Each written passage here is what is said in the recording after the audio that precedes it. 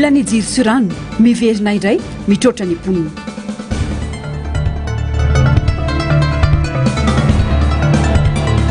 Fanovandravitra eto Madagasikara mitaky fanovana toe-tsaina avy amin'ny mpitondra sy ny entiny.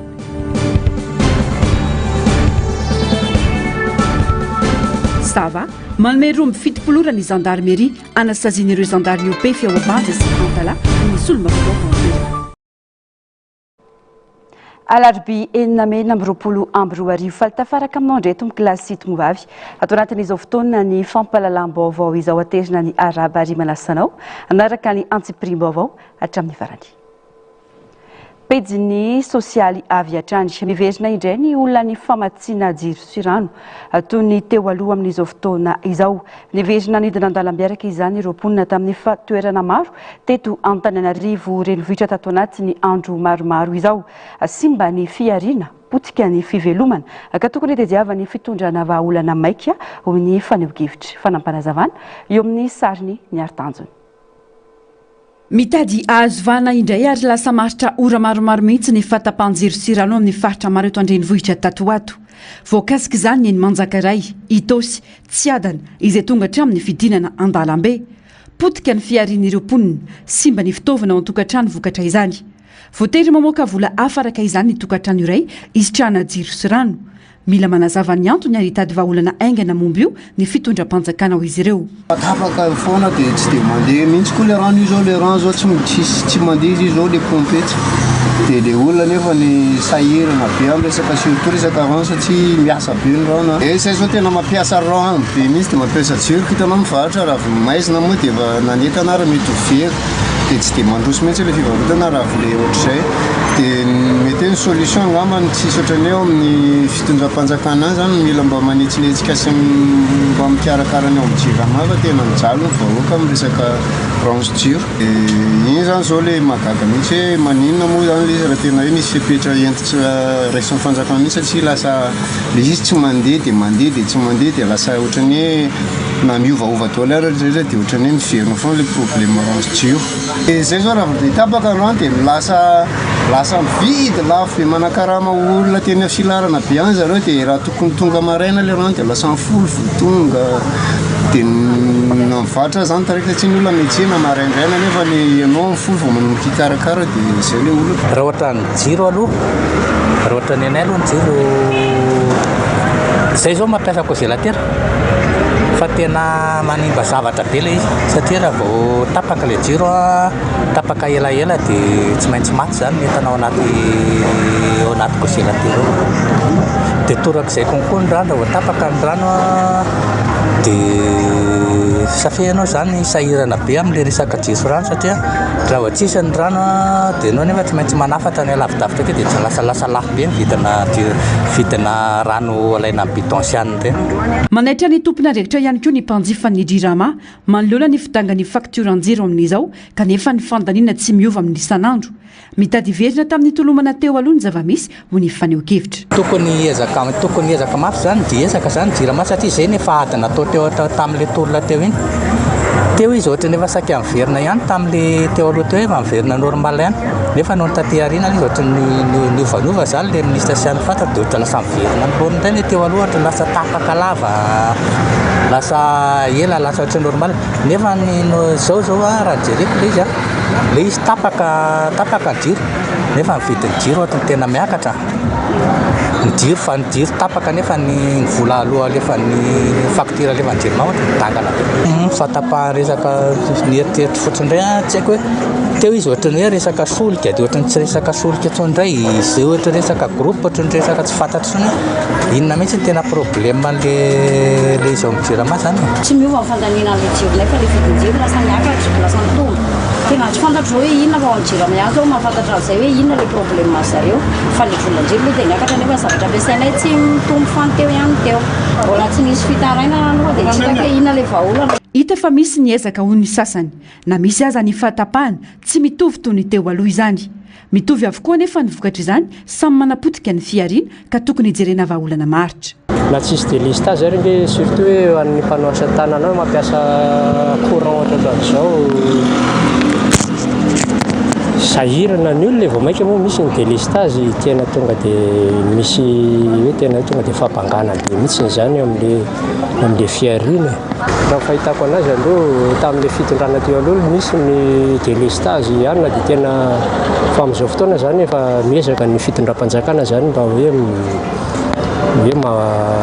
ohatrany hoe mitsinja n'le hoe fiainan'ny vahoaka zany dia tsy délestage aloha amin'izao ohatrany efa somary efa mba milamindamina kely ihany fa tsy ohatran'le taloha intsony taloha lavariny be fa zao zany ohatrany misy fatapahana tsy indraindray ohatrany tsy ampy ny filazana fotsiny antony mahatonga ny jiro sy rano tapaka fa vahaolana no andrasany maro ho ny faneho-kevitra. Tato anatin'ny andro maromaro zao tonga hatramin'ny fidinana andalambe ny fitakiana famerenana jiro sy rano amin'ny faritra sasany eto andrenivohitra. Nanao sakan-dalana nandoro-kodiarana ny teny Manjakaray sy teny Tsiadana alina etsika izany idirany mpitandro filamenana antsihatra mihitsy. Fa nitondra fanazavana momba ny olona ny jiro sy rano eto Antananarivo renivohitra kosa ny tale général ny Dira Mahawarantsika avy hatrany ny makasika izay fanazavana izay. Amin'izao fotoana izao zany isika eto Antananarivo dia tsy misy ny délestage. Inona moa ny antsoina hoe délestage? Ny délestage dia fanapahana jiro iniana tao noho ny antony ara-ekônomika. Mbola mamaraparana ny valalo misy orana tsika amin'izao. Efa misy orana eto Antananarivo efa misy zany orana rehefa natao fahavarana tsika dia manana excédent de production. Izao angamba izy mety mahita ny 10 mégawatt any isika mbola manana excédent 10 mégawatt any isika. Izao anefa ny orana verina amin'ilay fahaterany fotodrafitrasa. Ny salamin-drano dia ireo fotodrafitrasa ho an'ny fitsinjarana jiro teto Madagasikara dia efa telopolo taona mahery dia tsy misy ny fotodrafitrasa. Izay no mahatonga anio na dia manana ilay sous-production isika dia tsy mahazaka ny tambajota fitsinjarana herinaratra dia mahatonga an'izy ireo azo loharina amin'ny hoe misy tady izay mahazaka 100 kilao dia efa milanja 20 kilao ireo antsika satria sollicité tany amin'ny 120% ireo délibération.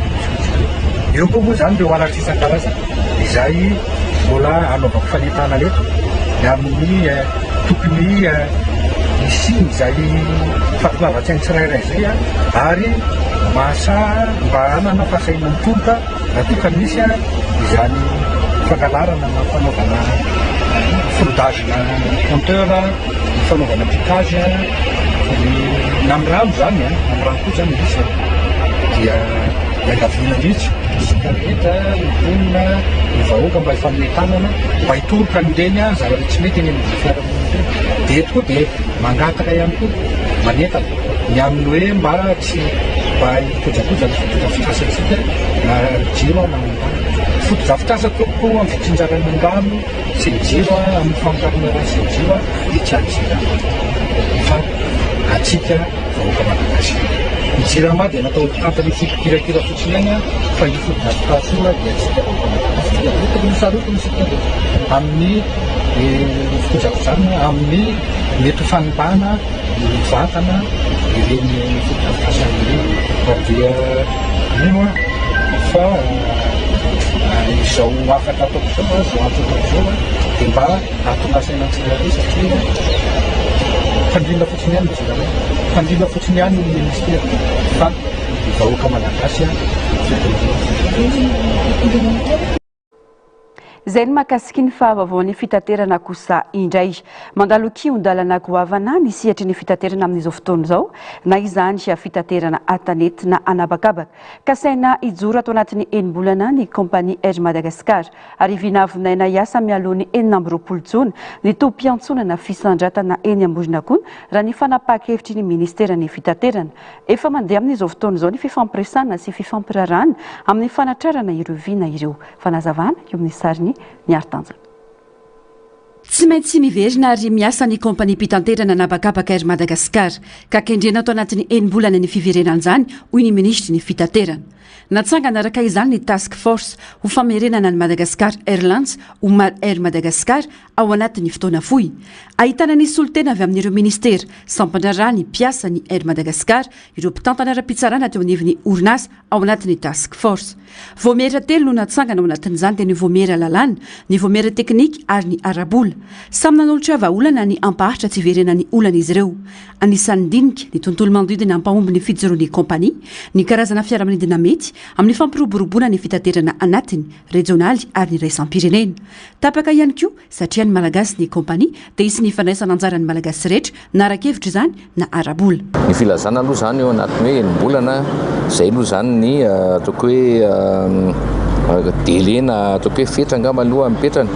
Mety mihoatra kely, mety latsaka izay, enganeka hoaingana dia haingana izay ny rarina satria efa maika mizaha famerenana ny Madagasikara zany totsika rehetra. Tsy afaka tena hoe miditra détail be anatin'ilay izy satria angamba n'iny au niveau ministère no manao azy fa misy commission maromaro fotsiny mitsangana ao anatin'ilay izy eo.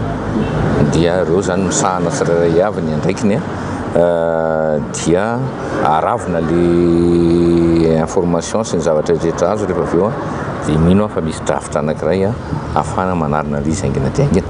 Izay ny nananganana le commission sy task force io ngamba nijery hoe ohatrany ahoana ny fomba anavozana le izy ametrahana fitantanana vaovao. Ratsaivina, ny taona 2024 no namohan'ny fitsarana ara-barotra didiny fametrahana ny Air Madagascar ho ara-maso ara-pitantana ny eo anivon'ny fitsarana na ny redressement judiciaire no nitrosany orinasa mitentana 500 miliyara ariary. Lalana ahitany mpitondra fanjakana nandoavin'io troso io ny fananganana ny orinasa Madagascar Airlines izay hanofa ny fahazondalana misidiny kompania Air Madagascar. Mandra-piandro eo enim-bolana napetraka io dia nanamafy ny ministra fa tsy maintsy hajaina ny lalàna misy amin'ny mambola ao anatin'ny fanarenana ara-pitsarana ny Air Madagascar. Tapaka ny task force kosa fa iverenana hojerena amin'ny antsipriany avokoa ny zava-misy mazava ny an'ny syndicat fa ny famerena ny Air Madagascar ao anatin'ny fotoana fohy no tanjony.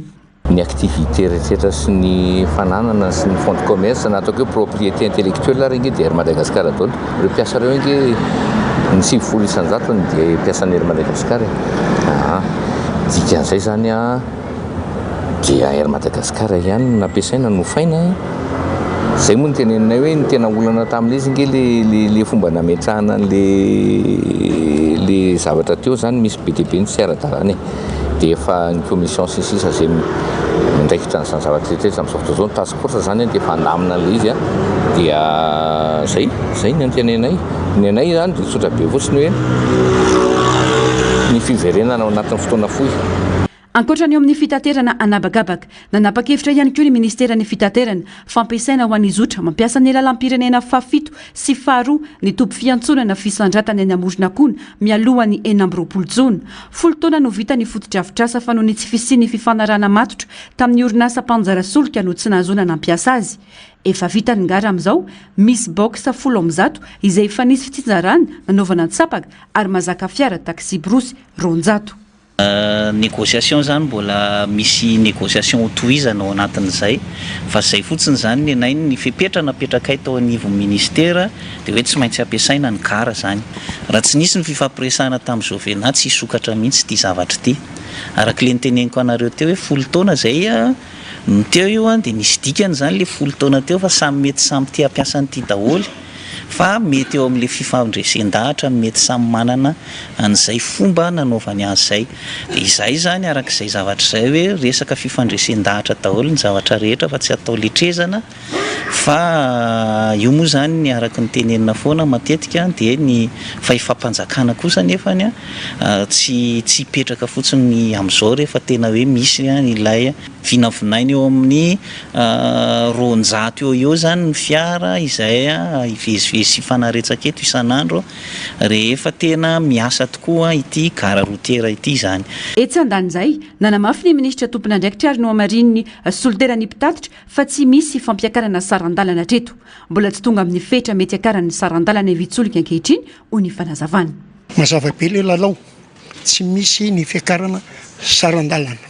Raha misy ny fiakarana sarandalana tsy maintsy mifampidinika foana amin'ny fitondram-panjakana. satria fiainam-bahoaka no lalaovinao indrindrindra ny mpitatitretana ka rehefa ny any amin'ny solika amin'ny voakitika ka miakatra ny saram-pitateranetana dia voakitika ihany koa ny fiainam-bahoaka mazava teo amin'ny tenin'ny fitondram-panjakana tsy misy fampiakarana sarandalana ary tsy miteny an'izany ny CTU fa rehefa ilaina tonga amin'izany tsy nisolika reny no atao hoe paramètre ahafahana mampiakatra sarandalana fa maro. Efa miroso ny asa fanadiovana sy fanomanana ny gara fisandratana amin'izao mitohy ihany koa ny fifampirarana amin'ny orinasa mpanjara solika ahafahana mampiasa tanteraka ity fototr'afitrasa izay mirefy 1,4 metatra toradroa miaraka amin'ny fototr'afitrasa rehetra ao anatin'ity. Ny ministera ny fitaterana sy ny famantarana toetrandro kosa no manao ny antso ho an'izay orinasa vona hitantana ny gara amin'ny fomba moderna toy ny digitalisation ahitana point d'intérêt ka izay hitany io andraikitro no ampanaraka fenitra takina amin'izany toerana izany. Vavao ny trangampiaramonina kosa indray tovolahy iray 70 taona no namony tao Ambanja ny alatsinainy teo taorian'ny fisamborana sy fanadihadiana nataon'ny zandary azy taorian'ny fahaverezana basy tany an-toerana. Tovolahy iray hafa namony ary tovovavy 70 taona na olona ny zandary tao Antala manoloana ireo adisoana sesilany nataon'ny zandary. Dia mitaky ny anoloran'ny zandary ireo namany navanona ireo loza ireo sy ny anesorany ireo lehiben'ny zandary ao amin'ireo distrika roa voakasika ireo ny solombavam-bahoaka voafidy tany an-toerana. Mitaky fanadihadiana lalina sy sazy enjana ho an'ireo tompony andraikitra ihany koa ireo solombavam-bahoaka izay nanameloka ny fioaram-pefy miverimberina ataon'ny zandary ity. Tati-baovao ny Narcisse Karazafy eo amin'ny sariny mbola hava-tsara. Ataorian'ny raharaha fahaverezana basy tao Ambanja nentin'ny zandary natao fanadihadiana ny tovolahy iray 70 taona namony ainy ity tovolahy ity satria notofirina fa voalaza fanikasa andositra nandritra ny fanadihadiana natao taminy nambaran'ny solombavam-bahoaka voafidy tao Ambanja fa tsy fantatra mazava na sivily na zandary no tompony basy very. Rehefa nataony fitsirihana andrazana dia hita fa fendratra sy mangana ny vatany sy ny tanany tsy afaka ny angina manoloana izao zava-misy izao ho ity solombavam-bahoaka ka mangataka ny anaovana fitsirihana ifotony sy fanadihadiana lalina izy ireo anasaziana ny zandary na havanina ny loza. Maty io zazalahy 70 taona zazalahy tsy manan-tsiny ary zazalahy izay miara-miaigna agnatin'ny fiarahamonina maty tsy tradrano noho ny etraketraka nataony mpitandro filaminana gendarmerie ao Ambanja. Rehefa natao constatation io fahafatesan'io zazalahy io hita fa maro ny tany naratra taminany alohan'izy voatifitra. Misy torture amin'ny lohany ary mandeha raha tanteraka ny lohany. Misy torture ao amin'ny lamosiny ary misy mangamangana amin'ny tagnany. Zay ny zavatra hita ary voatsapa ary nambaran'ny dokotera koa ny taratasy mahakasika zegny ao fa amin'ny sub Ambanja ny rapport zay nataony raharahany fahasalamagna ao agnatin'ny distrikny Ambanja. Ankoatra izay nisy andihana zandary ny tady basy very ihany koa tao Antala ny volana aprily lasa teo nanapatra fahefana sy nanolana tovovavy iray 70 taona atao Marifantatra Antala nanaparany zandary ny filan-dratsy ny tovovavy io nandritra ny fitazonana azy tamin'ny raharaha fahaverezana basy io efa nisokatra ny fanadihadiana saingy hatreto mbola tsy fantatra ny toy ny raharaha. Ankoatra io tovovavy voaolana io dia nisy tovolahy iray namony ainy olona maro hafa fanaratra raha ny fanazavana nomeny ny solombavam-bahoaka voafidy tao an-toerana ilaina ary takina ny amoahana ny anaran'ireo zandary rehetra tonga tao Marifantatra Antala nampiatra herisetra sy nanolana tovovavy takina faran'izay aingana ihany koa ny anoloran'ny zandary ireo ekipany nanao ireo adisoana ireo fa tsy ampanginina ary takina ny anafanganana ny fanadihadiana mikasika ny raharaha ho ihany ny solombavam-bahoaka. Ny tegna mampalahelo le olo matany tsy manantsiny tsisy zavatra fantana am'izay zavatra dia olo mandalo hoe vetinao fa sao dia nahita basy very anao dia nidarona mandraka maty ary natao nentina prouvé tamin'ny hôpitaly tegna hita fa vaky mihitsy le tragnotaina azy nidiadiavina tamin'ny raha le kibony. Dia nisy vehivavy tsy ampy taona 70 taona ka naholan'le zandary koa ary vaporofo fantatra nanao anazy. Dia ito zegny manetry afainganina zany ny tena ho regny afainganina ny raharaha zay nisy tagny an-talà satria ohatrany mangatsiatsika ny vahoaka gaga ny mpagnano victime le mpagnatanteraka ny zava-dratsy mpagnana action ohatrany mbola hita mandehandeha vahoaka zegny efa commencé tegna fa romotro mihitsy ny vahoaka tokony alefa malakilaky ny fepetra raisiny gendarmerie pyrénées sy ny fitsaragna am'izay zavatra miseho tagny an-talà fô tegna miandry ino zegny ny zavatra ahazo ireo mpanao tanteraka asaratsy ao amin'ny gendarmerie. Miantso fitoniana avy amin'ny vahoaka Nambanja sy Antalà ireo olom-boafidy satria efa mandray ny andraikitra ireo tompon'andraikitra ao an-toerana maro ireo fadisoana nataony zandary ka mangataka ny anasaziana ireo diso fa indrindra miantso ny tsisian'ny kolikoly sy ny fiarovana be fahatany ireo solombavam-bahoaka. Ny zavatra angatahanay tsisy atakandro ho an'izay ologno zay gendarme na vandoza tonga de atao ny enquête amin'ny ankapobeny dia mangataka ny ouverture d'enquête zahay président za mino fa hita eo ny mariny ka zay diso oka tsy ho isy tsony ny resaka kolikoly zay iadivantsika mafy tamity andriny fanavozana zay. Miantso ny fitondrana fanavaozana ireto olom-boafidy mba hanala tsy misy atakandro ireo commandeny groupement zandary ao Antalà sy Ambanja matoa nisy ireo foara-pefy dia tsy voafehiny lehibe ny ireo zandary ho ny filoha lefitry ny antenimieram-pirenena faritany Nantsiranana. Amba vice président l'Assemblée nationale za zegny eto zegny za mangataka mitaky amin'ny fitondram-panjakana ny agny soragna tsy misy atakandro ireo tompon'andraikitry ny gendarmerie na tany Antalà na taty Ambanja satria matoza raha zao misy tsy voafeny donc le olo zay entiny mangaraka zegny mangataka koa zay ny agnabiafagna enquête ny anamboragna le olona vandoza tamin'ny raha nandalo ty fa efa matetiky izy ty izy volagny député n'Antalà toigny jusqu'à ny antseriky nisy enquête ny biagna amin'ny gendarme tany Antalà zo koa navy koa ito Ambanja ke zay eto mangataka amin'ny fitondram-panjakana mba tsy ravoravo-tagnana amin'ny raha mamoa fady karaha ty. Atakina araka izany ny anasaziana ireo zandary nandika lalàna ho ihany ireto solombavam-bahoaka ireto tsy hijanona ny hetsiky ny vahoaka ny Ambanja sy Antalà raha tsy hita ny olona nahavanina ireo loza ireo ary manome roa amby 70 ora ny tompon'andraikitry ny gendarmerie ireo solombavam-bahoaka avy any avaratra anasazy ireo zandary nanao ny herisetra. Eo amin'izay vaovaon'ny trangam-piarahamonina izay raim-pianakaviana iray no namony ainy vokatry ny fianjerana avy any amin'ny rihana fahatelo ny trano fonenany Tetsy Ankasina 720 hektara niakatra teo amin'ny varavarankely hamerina jiro tapaka noho ny anjerana ilay raim-pianakaviana hoy Ramatovadiny nodison'ny tompo-trano anefa izany filazana izany. Fantatra moa fa tanana atao fanadiadiana eny amin'ny sampandrarama isanany Elokabevava ilay Ramatov Topombady. Fanampanazavana.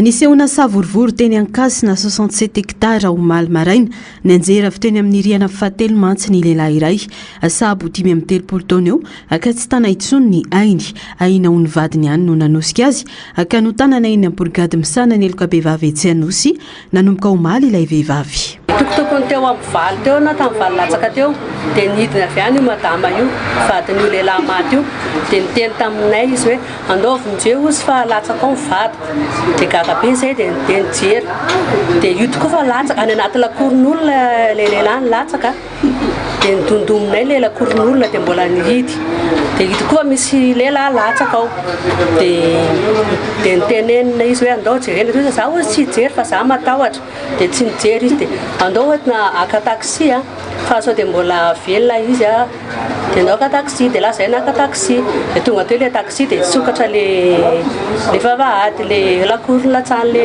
lehilahy dia mibataina le lehilahy dia le olona mibatana tsoko le fiarahamonina andao mba batao io fa hoentina any amin'ny dokotera fa sao dia mbola velona tonga le taxi dia le taxi niteny za ozy izy tsy tondran'io nefa nantany fe ohatrinao amin'ny tondran'io dia roa alina ozy izy dia nefa niteny le bata efa tsy avitra tsoniko io ozy izy dia niala le taxi.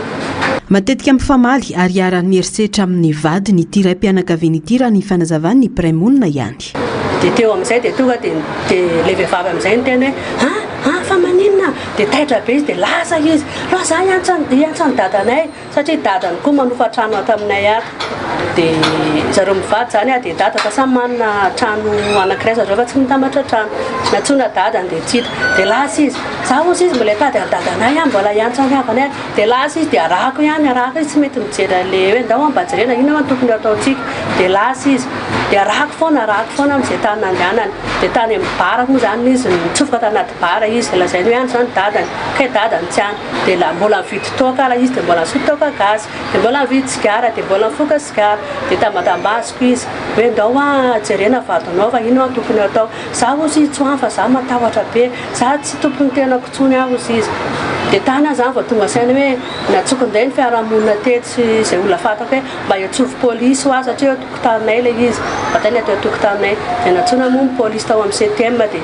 tonga ny polisy dia tambatambaziny izy raha mbola saika tsy ety ihany. Hofatrano volana no mbola tsy voaefany ireto mpivady izay mbola tsy nifampiteraka ireto raha ny voalazany tompotrano tsy nampisy olana teo amin'ny rototana efa izany satria mbola voalamina tanaty fifampiresahana. Izao mbola tsy nanofatrano volana sy nanofatrano volana izy dia tena marina koa zany vehivavy ohatrany hoe maromaro namana vehivavy ohatrany hoe alina foana vao tonga na hoe maraina vao tonga ohatrany hoe mandeha miaraka amin'ny namany any dia misotrosotro any fa io lehilahy io tena olona tsotra kely io tena hoe atao fiarahamonina izy tsy miavonavina sady tena hoe tsotra kely. Raha ny fantatra dia avy any Fianaratsoa ity lehilahy nodimandry ity andrasana ny toy ny rara. Fanirehitra ny trano fivarotan-gazo toetsy Ambodivohitra ampitany Kotisy io maraina io. Raha ny fantatra dia niainga avy amin'ny tokantrano iray ny afo. Tonga vetivety ihany ireo mpamonjy voany feny izany na dia maty avokoa aza ny pompondrano teny amin'ny manodidina fanadihadiana. Tena pompe vao mamono an'io le.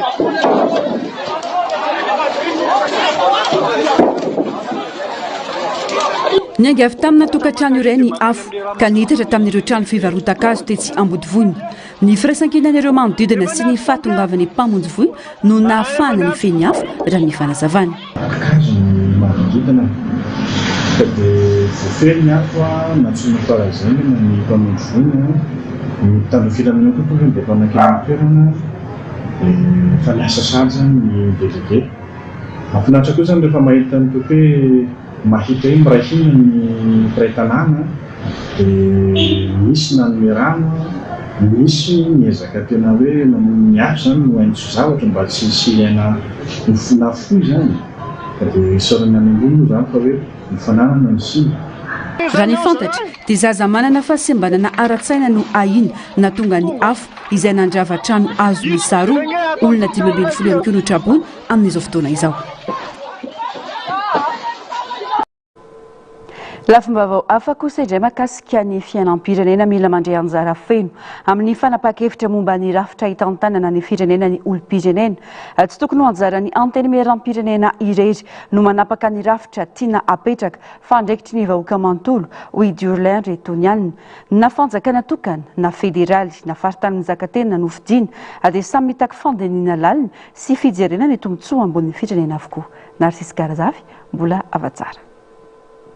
Miteraka hevitra amin'izao fotoana ny mikasika ny rafitra kasaina apetraka hitondra ny Madagasikara ao aorian'ny fikanandoham-pirenena. Fotoana izao andraisan'ny olom-pirenena anjara mavitrika amin'ny fandiniana ny fanapahan-kevitra mikasika ny rafitra hitantana ny firenena hoy ny mpanao politika. Tsy tokony ho andraikitry ny antenimieram-pirenena irery zany fa ny malagasy manontolo noho izany ilaina ny fandraisana anjara mivantana avy amin'ny olom-pirenena amin'ny alalan'ny fifanankalozan-kevitra sy ny fandrosoana hevitra. Ary eto dia mamporisika andreo malagasy rehetra zay mahatsapa tena fa tompon'ity Madagasikara ity mba handray anjara ao anatin'izay débat mikasika ny fametrahana ny rafitra zany zay mety amin'ity firenentsika ity satria fotoana zao ary tsisy fotoana ankoatrin'izao ahafahantsika zany mametraka an'ilay rafitra zay le ataontsika hoe mitondra ny Madagasikara zany makany amin'ny tena fampandrosoana zay andrasan'ny vahoaka zany. Ny mahakasika an'izay rafitra zay dia tsy fahefany nde ataontsika hoe antenimieram-pirenena samy irery ihany fa fahefany vahoaka malagasy tsy ampin'ny fokoanan-doham-pirenena raha tsy misy vokatra mazava sy fanapahan-kevitra entitra nalaina avy amin'ny hevitry ny vahoaka ho ny fanazavana mikasika ny safidy izay ho rafitra na fanjakana tokana na état unitaire ny fanjakana fédéraly état fédéral na ny faritany mizaka tena province autonome dia samy manana ny lanjany avokoa saingy tsy maintsy jerena hatrany ny tombontsoa ambonin'ny firenena afa-tsy ny tombontsoa manokany mpitondra no omena vahana ary tokony vahoaka malagasy no mandray anjara mavitrika tsy ankanavaka makasika an'izay fametrahana an'izay rafitra zay marina fa nisy ny mafambahoaka dia sotenany vahoaka fa kosa zany tsy hasotenany vahoaka rehetrarehetra zany ary tsisy dikany ny ilaina n'izay concertation nationale zay raha toaka ko vita ny assemblée nationale sambreriany zany ny fametrahana an'izay rafitra zay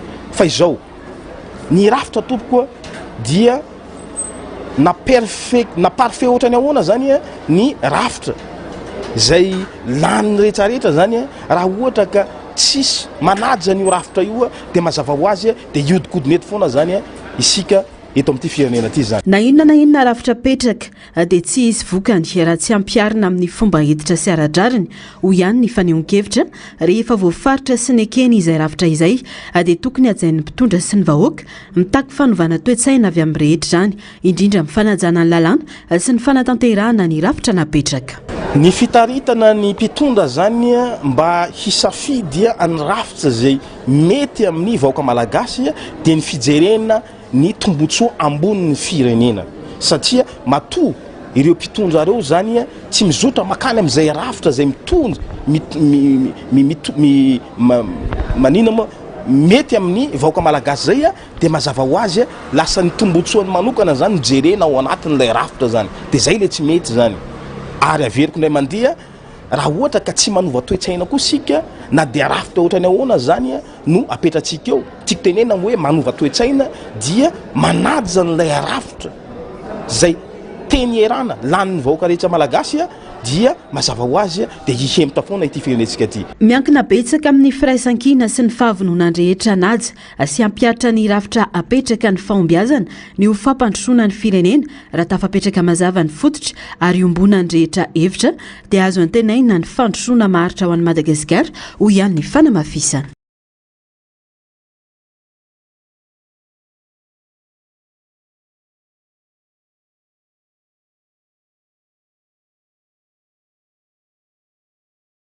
io raha ny fanazavana nomena izy ireo ankilany nanamafy ny solombavam-bahoaka Fidèle Razarapery fa mbola manay amin'ny famotehana ny firenena ataony ekipa ny mpitondra teo aloha ny tenany manolona ireo tsy nety eto amin'ny firenena Narcisse Karazafy mbola avatsara trany namoaka fanambarana ny fikambanana Fitiba na ny firaisan-kina ny terakiba eto Antananarivo manoloana ny fiparitahany vaovao ambaran'izy ireo fa fanaratsiana sy fanosorapotaka ny Rainba Jackie Georges tale jeneralin'ny APMF no lavin'ny fikambanana ireo vaovao miely anaty tambazotra an-tserasera izay manambara fa vokatry ny fankahalana sy tombontsoa manokan'olombitsy no mafisin'izy ireo fa tsao tsy mitombona avokoa ireo fiampangana anisan'izany ny resaka diplôma sandoka sy ny filazana fanandray anjara tamin'ny fanomezana fahazahon-dalana ho an'ilay sambo AW izay rendrika tan-dranomasy ny tale jeneraly io ataosika mba ifanaja raha tena mpangalatra ny havanay bara za irety polisy io misy generaly misy lay agnatitra anazy prison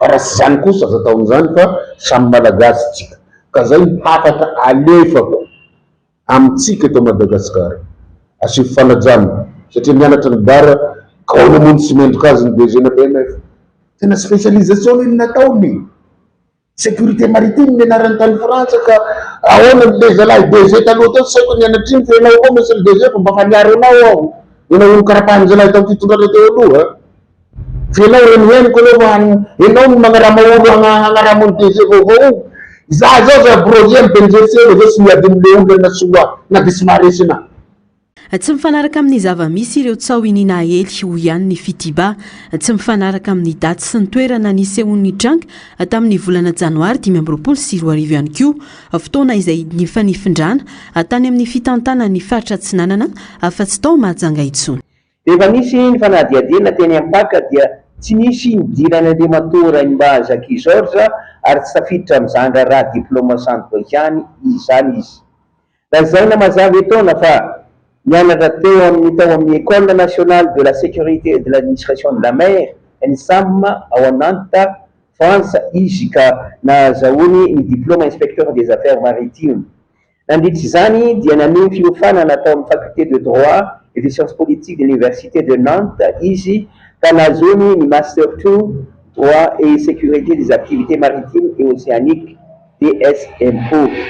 Ankilany nambarany solombavambahoaka Fidèle Razara Pierre izay isan'ny nanao antsony amin'ny tokony hanenjehana ny tale généraliny PMF fa mbola mitohy ny famotehany ekipa ny fitondrana teo alohan'ny firenena ka mila andraisana fepetra. Izy mandilatsy anareo colonel Vanapera zao nanaovany sary tsipika nareo baka hoe avy an-trano any mbony vinangony vidéo ndray koa lalika ny baba amineny la ohatsy ka pour ny base dollar eo na zava na hitigny safa nanao kory reneny fanindroany zay le raha zay zany le tiako ambara hoe nareo azaky napilitsy andavaka ny rajoely faraparany teto tamy raha manaka an'izay nareo tsy mavita miaro gn'ainareo tamy raha reky natao aby zao raha aby zao mbo présidence lofa avao présidence nady ny androany io ane mazava na nareo nisy lelaky manao kory amy rajoely any hoy ty hoy ry aie zay andro fa ia tsy mavita miaro ty ainao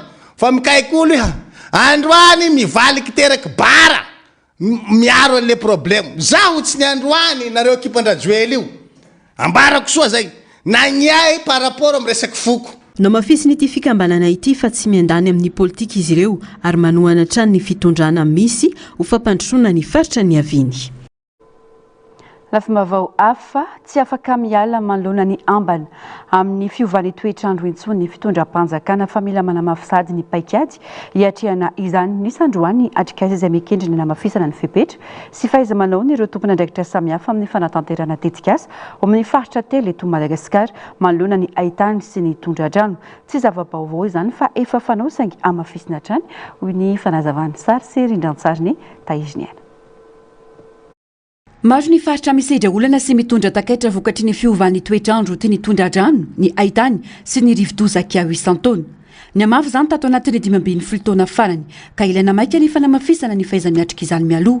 Apetraka araka izany paikady amin'ny fanairana sy asa atao amin'ireo tranga mba ahafana mandray fepetra mialoha na ilay atao hoe action anticipatoire amin'ny alalan'ny tetikasa iray analefana ny fiatraikany lozavojanaary. Efa maro mpiara-mombonantoka misehatra ao anatin'izany any amin'ny faritra atsimo dia mba ahafahana atao hoe mitondra fivelarana bebe kokoa amin'ilay action anticipatoire mba hoany amin'ny inondation sy ny cyclone dia natao indray zany ity tetikasa ity aty amin'ny faritra afovoany sy avaratry ny nosy mba ahafahana rapitso sy ravakapitso Madagasikara ray manontolo isindraka an'izany action anticipatoire asa mialoha na asa antsoroka io moa samy manana n'le voambolana malagasy hoentina ilazana an'izay fa le action anticipatoire zany dia mamatrarika ma dia hoe asa atao mialoha mba entina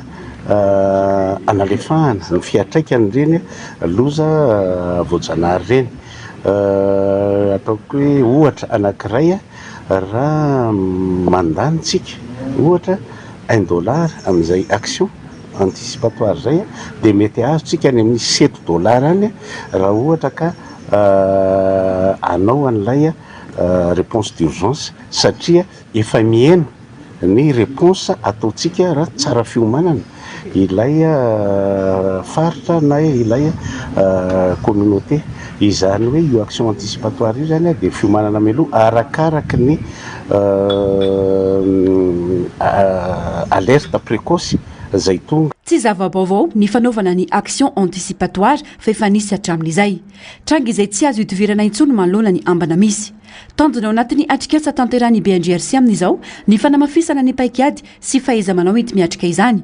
Efa misy ny fepetra raisina amin'ny faritra atsimo amin'ny resaka ahitany ka kendrena ao anatin'ny ity atrikasa ity ny fanamafisana ny resaka tondra-drano sy ahitany anatin'ny tetikasa iray. Efa tany amin'ny 2015 nefa nanomboka ho apetraka zany action anticipatoire zany eto Madagasikara any amin'ny faritra atsimo izy io efa mandeha amin'ny sécheresse fa izao zany tsika efa manamafy tsy mitika hoe voanao cyclone tsara manamafy an'izay sy ny inondation fa fanamafisana ny fahaiza manao oentina miatrika an'izany action anticipatoire zany zao io ataotsika io tsy zava-baovao izy io fa tsy ondalana tsy azo ialany fitondram-panjakana malagasy itsony amin'izao fotoana zao ny fanaovana an'izay action anticipatoire zany. Aritra roa taona ny tetikasa ao amin'ny faritra Analamanga, Savary, Diana izay efa tsy ny vondrona Europeana vola. Ankoatra io, efa misy ihany koa ny tetikasa iray ahitana fandarana misy 12 no volavolain'ny ministera sy rafitra tompon'andraikitra samihafa toy ny ministera ny tontolo iainana sy ny Croix Rouge malagasy antsoina hoe miatrika ny fiovan'ny toetrandro na drafitra nasionaly hiatrehana ny fiovan'ny toetrandro. Ho atsaraina sy amafisina ireo fandraisana andraikitra efa nisy ny atranany loza sy ny tandindondoza hatramin'izay sy ny fampiaran'izany ny fotony. Andray anjara goavana ao anatin'izany BNGRC sy ny ministera ny tontolo iainana tetikasa izay efa tsy ny coopération allemande vola. Ny tombony filana kopina terana ny anivon'ireo komina tato anatin'ny volana maromaro zao. Ny fanindry ny fikarakarana ny taratasy-panadinana ny mpianatra sy ny toromarika avy amin'ny ministera ny fanabeazam-pirenena amin'ny hetsika fanatanterana ny enrôlement biométrika ny mpianatra. Ny teraka fimenomenomana ho an'ny ray aman-dreny ny filarambe amin'ny fanaovana ny kopia sy ny fotoana isitrahana azy raha vita 10 minitra ny kopia teo aloha telo hatramin'ny 4 andro aty aorian'ny fangatana vao vita izany amin'izao fanampanazavana. Toromarika avy amin'ny ministera ny fanabeazam-pirenena ny fanaterana any an-tsekoly ny kopia naterana ho an'ireo mpianatra. Etsika tafiditra ao anatin'ny fanatanterana ny fanisana mpianatra sy fitanana ara nomerika na ilay antsoina hoe enrôlement biométrika izany. Ny vadika fikortanana nefa ny zava-misy amin'izao lasa ilarana be ny fakana kopia eny amin'ny komina. Ny fanindran-dalana tamin'ny fikarakarana ireo taratasy ho an'ny mpanala fanadinana ihany koa izany. Raha ho an'ny komina Ivato manokana manodidina ny 10 ireo sekoly manao mitaky ny kopia naterana ka mitombo ny filana. Mananiky ny 10 isan'andro ny fangatana kopia naterana ao an-toerana. Mitombo be zany ilay demande ilay tinady an'izay kopia izay ary mahatratra amin'ny fotoana andavanandro dia eo amin'ny 10 kopia any no avoaka ny komina ny Ivato. Izay ilay nolazaiko hoe fotoana vitsy-monja ihany 10 minitra na hoe mandeha metsena kely io dia verina maka ny kopia fa ny amin'izao zany dia mitombo be mihitsy izay kopia angatahan'ny olona ty anatin'ny commune izay tsy fanomezantsiny akory zay fa lasa mifanotona atao daholo zany le fitombon'le kopia sy ilay fahasimban'ny fitaovana sy ireo olana maro samihafa kanefa tsy maintsy vahana ihany koa izay olan'izay. Tsy maraka ny filana nefa ny fitaovan'ny komina ampin'ny fatapanjiro ka raha kopia tokony ho vita ao anatin'ny 10 minitra teo aloha lasa 3 hatramin'ny 10 andro aty aoriana vao vita izany. Nanapa-kevitra ihany koa ny fiadidinan'ny tanàna fa ny maraina ihany no fanaovana fangatana kopia naterana isorohana ny fikortanana. Andovam-bola ny famoahana kopia lava sainga natao mamaimampona kosa izany raha ampiasaina amin'ny fianarana.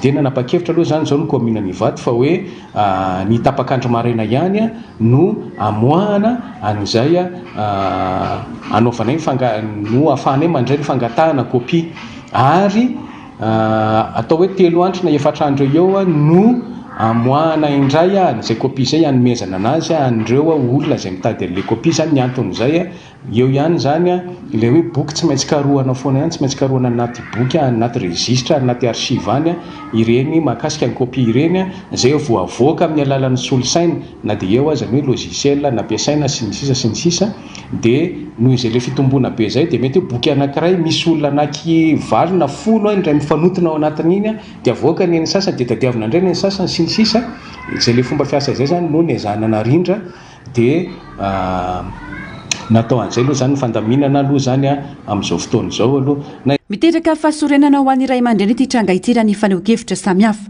Fanontaniana manitika azy ireo ny fangatana kopia tampoka volana vitsy tsy farana ny taom-pianarana. Na izany aza nefa tsy maintsy manao zava-dehibe izany ny ray aman-dreny noho ny fangatana sekoly ka miaritra ny filarambeny amin'ny komina. Ho an'ity renim-pianakaviana ity efa ny farany volana aprily teo no nanao fangatana ny tenany kanefa mbola tsy vita ny kopia hatramin'izao. Otrany anazy ao tamin'ny 24 avril hatramin'izao mbola tsy mivoaka dia mivezivezy be. Misy vola aloha 500 ariary kopia iray lahatra. Otrany anazy izay 24 avril izay dia tamin'ny latsinainy teo ny tenenina anahy dia hatramin'izao mbola tsy mivoaka. Ankoatra ny Ivato komina maro no misedry ity olana ity amin'izao ka manamboatra ny fomba fiasany ho an'ito amin'ny komina ambohitr'olo mahitsy marobe ireo ray aman-dreny nakopy ka niteraka tsy fahatomombanana tsy maintsy nanokatra ny bureau ny komina amin'ny andro sabotsy sy alahady izy ireo ahafana mandray ireo fangatahana tao anatin'ny 10 andro monja mantsy dia nananika ny 3 isan'ny fangatahana kopy kanefa 200 ihany no tratra raha ny fampahafantarana nataony teo anivon'ny ministera ny fanabeazam-pirenena hatramin'ny 1 Mey izao no ahafahan'ny ray aman-dreny manaritra izay kopy izay. Mankalaza zany 10 taona nijoroany komina Andranona Ohatra anatin'ny distrika na Tsimondrano amin'ny ity taona 2024 ity tsangam-bato hanamariana izany fanamboarana sy fanarenana ny bureau ny komina tanjona ny fanatsarana ny kalitaon'ny asa omen'ny komina ho an'ireo mponina ao aminy indrindra ny fanafainganana ny asa tanterana ho an'ireo mpila raharaha tsy zaka ny fahefa-mividin'ny komina nefa ny fanamboarana ka anaovan'izy ireo antso-tolo-tanana amin'ny rehetra nanomboana ny asa ny atsasaky ny vola amin'izany raha mbola itetiavana fanampiana kosa ny atsasany ambiny fanadiadiana eo amin'ny sariny tahiriny 4 kilometatra mialana Antananarivo renivohitra ny komina Andranona Ohatra iray amin'ireo komina 7 mandrafitra ny Tosy ao amin'ny distrika na Tsimondrano. Mampiavaka azy no izy manelanelana ary avoan'ireo komina 4 matoerana ary manana ponina manodidina ny 7 alina. Ny taona 1977 no nitsanganan'ny komina izany hoe feno 10 taona katroka amin'ny taona 2024 ity. Tsangam-bato hanamariana izany fanamboarana ny bureau ny komina anaraka ny fenitra anatsarana ny kalitaon'ny asa omenany ponina. Tsy zaka ny fahefa-mividin'ny komina nefa ny fanamboarana izany ka anaovan'izy ireo antso ho amin'ny tolo-tanana amin'ny rehetra ho famitana ny fotodrafitrasa izay vinavinaina ho vita ny volana septambra ho avy izao. Ny fomantorana azy dia ohatran'izao zany. Izahay tena tsy manana vola amin'ny tanan'ny bureau satria amina miliary izy io. Tena zao no nataonay satria izay tenomena tareto no mandomba ravarana eny amin'izay elenay. Misy ministra efa nanao an'io, misy député, misy olona izay singanina manokana ny komina Andranona Ohatra ary misy olona tsotra efa nanotenako sy mipiasa komina dia efa nanao tolo-tana anatin'izy io. Dia izahay amin'ny mahatolo-tanana azy dia tsy mandray vola fa tena fitaovana angatahana an'ilay olona. Fa kosa ny anjara birikin'ny komina Andranona Ohatra dia ilay main d'œuvre. Dia izay zany nandomba ravarana eny anivony. Enina maheno an'izao raha ministra amin'izao fotoana izao ny PRRM moa maninona mba angataka fionana. Efa misy toerana angatahana fionana, angataka fionana mba anamboarana an'ity bureau communauté satria ezahana tena vitaina amin'ny mois de septembre izy io ary tokanana mois d'octobre. Raha ohatra ka tonga ara-potoana ilay fitaovana dia na mois de juillet ary dia vita. Fa amin'ilay hoe tolo-tanana azy dia nakamarozakely zay ao anatin'ilay izy. Efa zato tapitrisa ariary any hoandry no ahazona mamita tanteraka ny fotodrafitrasa. Efa miasana tsatsaka io vola io nanomboana ny fanamboarana raha mbola itetiavana tantsoroka kosa ny atsasany amin'ny tana sy tanteraka raha ny fanazavana. Ty ambany misy efitra grande salle be anankiray dia misy efitra anankiefatra dia salle de mariage. Any ambony misy efitra efatra dia salle de réunion de bureau ny maire. Zay no efitra ao anatin'ny bureau satria étage ray izy io. Raha nataonay ny tombam-bidin'izy io dia eo amin'ny 2 milliards eo. Fa mety iotry noho n'le farafarantsika n'le fiakarana vidin'entana dia mety iotry ny atsasak'izay zany no vita zao. Zany hoe ny 1 milliard FMG no vita amin'izao fotoana izao. Dia io zany no entaninay angatahanay fanampiana amin'ny olona izay maheno rehetra averiko eny fa na ny PRRM mary na ny PM na ireo ministra rehetra eo angatahany tolo-tanana amin'ny fampitaovana ny bureau commune. Mikendry ny anatsara ny kalitao omenany ponina, anafaingana sy anamora ny fanatanterana ny asa omenany pilarara ny komina amin'ny fahavitany ity fotodrafitrasa ity. Bureau ny komina izay mijano fanana ny ponina matoerana. Raha ny vinavina, otokanana ny volana oktobra anamariana ny fankalazana ny 10 taona ny joroan'ny komina Andranona Ohatra izany. Fa nitondra ny teny fisaorana ny filohan'ny fanavaozana sy ny praiministra ary ny ministra ny sandika ny ministera ny fambolena sy ny fiompiana tamin'ny nahazoan'izy ireo toerana teo anivon'ny ministera ka nahavotendra ny Andriamatoa Paul Rasoaraona Onso ho tale jeneral ny fampiroboroboana ny fiompiana eo anivon'ny ministera ny fiompiana. Avonna ifanoana amin'ny fanavaozana ny fiompiana sy ny fambolena eto Madagasikara ny sandika raha ny fanazavana ary mikendry ny sy mikatsaka izay ampandroso ny asa no mafisina izy ireo fa avonina ny fampiresaka hatrany ny sandika raha misy ny olana sarobahana eo anivon'ny ministera. Ankilany kosa nanao fanambarana ireo mpiasa ny ministerany Jono fa tsy manaiky ny fanendrena ny sekretera jeneraly ny Jono vaovao Andriamatoa Berija Ravelomanontsoa manome 27 ny fitondram-panjakana ireo mpiasa ny sorana ity sekretera jeneraly vao notendrena ho marity raha tsy izay dia roso amin'ny fitokonana izy ireo. Misy ny taratasy osika nangalarana ny sonia ny filoman'ny sandika na fanana n'olitra ny anaran'olona 140 izay natafiditra ity tale jeneraly vaovao ity raha ny fanazavany. Manamafy ny filohan'ny sandika ny mpiasa ny ministerany Jono fa tsy nanolotra olona ary tsy nanao sonia izany taratasy izany.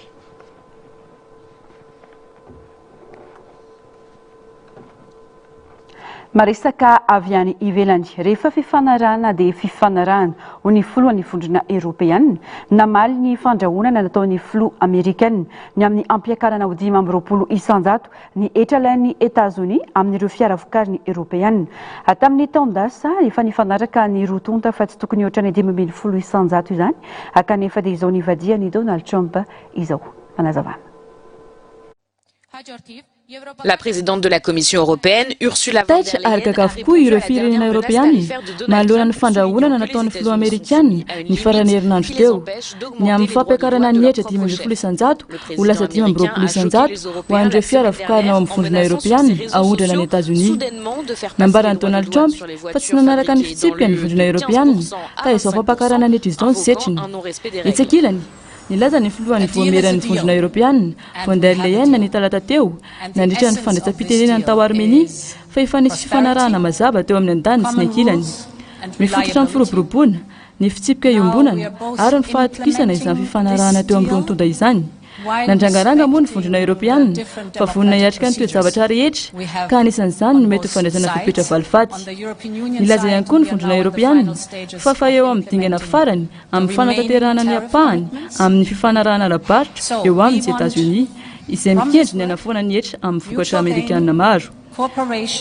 Tokony ampidina ny hetra amin'ny fiara avy amin'ny vondrona Eoropeana Etazonia raha vao ampiarina ny lalàna fa tsy miandry ny fankatoavana farany raha ny fanambarana iombonana navoaka ny Bruxelles sy Washington tamin'ny taondasa.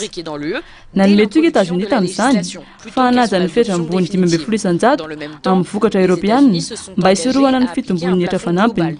Na izany aza dia mbola tsy tanteraka ny fanarahana io fepetra ny fanarahana io ka dia mitaka ny fanajana ny dingana demokratika samihafa i von der Leyen. Bruxelles cherche à obtenir de Washington des éclaircissements sur les raisons exactes de celle-ci.